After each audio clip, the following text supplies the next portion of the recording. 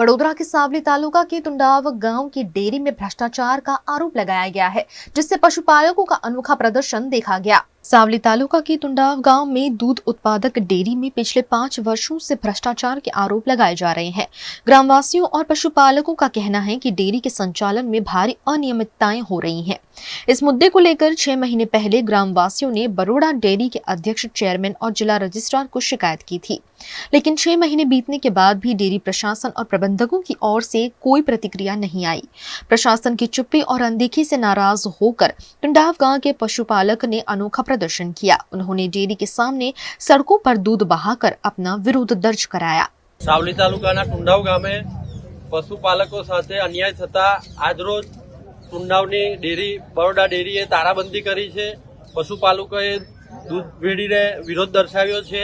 તેનું એક જ કારણ છે કે પશુપાલકોને ન્યાય નથી મળ્યો। પશુપાલક એક ગ્રામ્ય વિસ્તારનો એક આધાર છે।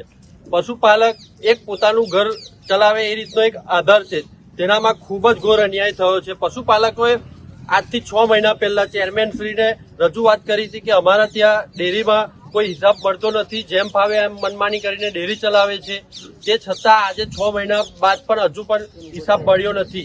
ત્યારબાદ ડેરીવાળા પ્રમુખ મંત્રી સાથે તારીખ માગે છે, તો પ્રમુખ મંત્રી તારીખ આપી રહ્યા નથી। તેના આક્રોશમાં અહીં આજે આ વિરોધ દર્શાવ્યો છે અને ચેરમેન શ્રીને મારી નમ્ર વિનંતી છે કે પશુપાલકોને ન્યાય આપે।